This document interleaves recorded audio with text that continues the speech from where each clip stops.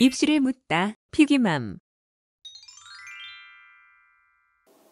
입시뉴스 5월입니다. 5월의 뉴스로는요.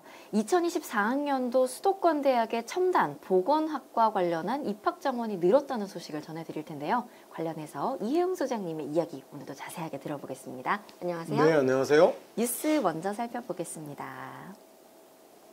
자, 수도권 비수도권 대학의 첨단 보건의료 분야 정원이 조정됐다는 소식인데요. 교육부가 2024학년도 일반대학 첨단 분야 및 보건의료 분야 정원 조정 심의 결과 올해 대입에서 수도권 4년제 대학 10곳에 첨단 분야 학부 입학 정원 817명이 늘어났다. 이런 소식이 전해진 겁니다. 또 지방 소재 대학은 이번 입학 정원 조정으로 인해서 31개 학과에서 1,012명이 증원이 됐고요. 여기에 대해서 입시업계는 이번 정원 조정으로 인해서 자연계열 상위권 수험생의 지원 패턴에 변화가 발생할 것이다. 이렇게 예측을 하고 있습니다.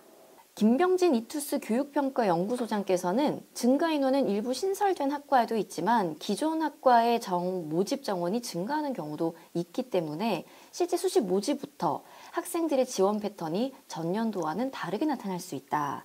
또한 신설 모집 단위는 물론이고 기존 모집 단위 역시 첨단 분야라는 측면에서 선호도가 상승하고 있는 상황인데 이런 상황에서 모집 인원 증가는 상위권 학생의 쏠림으로 인해서 다른 모집 단위의 지원율이 하락하고 또 중복 합격으로 인해서 추가 합격, 입학 성적 하락 같은 현상으로 이어질 수 있을 것입니다. 이렇게 분석을 내놓았습니다. 그렇다면 증원 인원을 고려한 지원 전략은 어떤 전략이 좋을까요? 이전에 다른 신설학과 약학대학이나 학부 전환 같은 사례로 미루어 봤을 때 학과의 성격이나 전공 분야보다는 대학 서열에 따른 선호나 선택이 주를 이룰 가능성이 높다. 그렇기 때문에 실제 지원 과정에서는 경쟁률 변화를 통한 지원자를 흐름을 고려하는 것이 중요합니다. 이렇게 기사에서 조언을 하고 있습니다. 또한 신설학과의 경우에는 전년도 입학 결과가 없잖아요.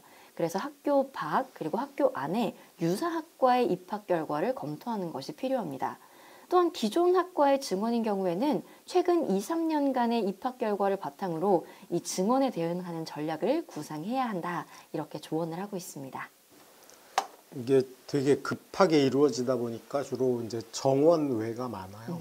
그러니까 그 기존의 정원 안에다 넣으려면 대학 인원을 못 늘리거든요. 그렇죠. 특히 수도권은. 그러다 보니 긴급하게 이제 막 만들어지고 있는 경향이 있죠. 물론 이제 그 첨단 분야 같은 경우는 이제 원래부터 인력이 좀 부족한 데니까 실제로는 앞으로도 전망이 계속 밝을 수 있다고 생각은 하나 혼동이 이제 커트라인에서의 혼동은 되게 있을 가능성이 높거든요. 그래서 약간 점수가 나는 충분히 갈 수 있는데 저 과만 노리고 가야 되겠다 이런 거는 맞지 않는 것 같고 자기 성적이 약간 부족함에도 불구하고 대학이 아니고 학과를 노려서 한번 뭔가를 해보겠다 이런 의도가 있는 친구들은 적극적으로 활용을 좀 해봐도 좋지 않을까 이런 생각이 들고 그 다음에 이제 아까 비교해보라고 했잖아요. 그러니까 실제로는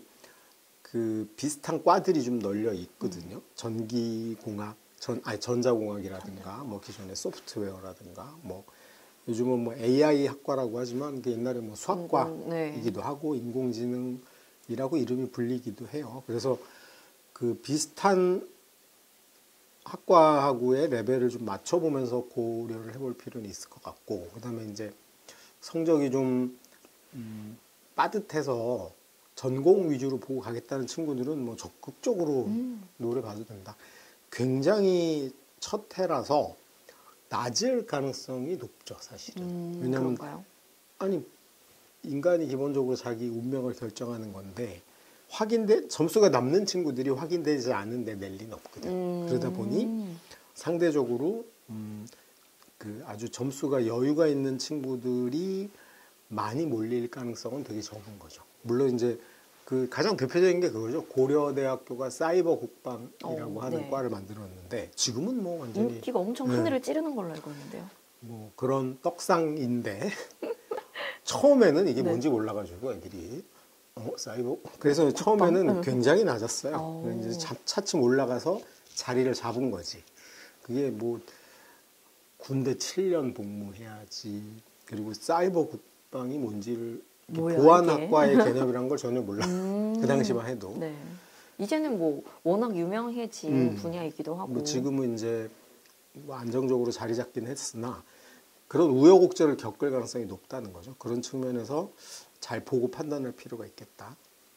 뭐 그렇게 좀 유의하시고 나중에 이제 배치표 나오고 실제로 어떻게 되는지는 아까 여기 신문 기사에서도 지적을 했듯이 하여튼 다른 과 낼 때보다 더 꼼꼼히 2번, 3번 더 확인하고 상담 받아보고 지원하시는 게 현명하지 않을까. 그리고 대학 가서 한번 물어보는 것도 좋은 방법이에요. 오. 왜냐하면 대학들이 홍보하려고 네. 실제로 무슨 어디가 연결돼 있다거나 아니면 취업이 보장돼 있다거나 대학이 밀려고 하는 방침이 뭐라든가 그런 게 있어요. 이게 예를 들어서 건대가 생명과학 쪽으로 특성화돼 네. 있잖아요. 옛날에 축산과가 있어가지고 그렇죠. 되게 많이 발전했거든. 그런 자기 비전이 있는 건지. 세종대 같은 경우도 항공 관련 과는 지금 안착돼 있거든요. 이제 그런 방식으로 이게 확실히 여기가 자리 잡을 만한 여지가 있는지 그건 좀 확인해 볼 필요는 있습니다. 학교에서 밀어주는지 확인을 좀 해볼 필요도 있겠네요. 네. 네, 이런 전략들 오늘 잘 참고하셔서 유용하게 또 쓰이는 그런 시간이 되면 좋겠습니다. 오늘도 이혜용 소장님과 함께했습니다. 고맙습니다. 네, 고맙습니다.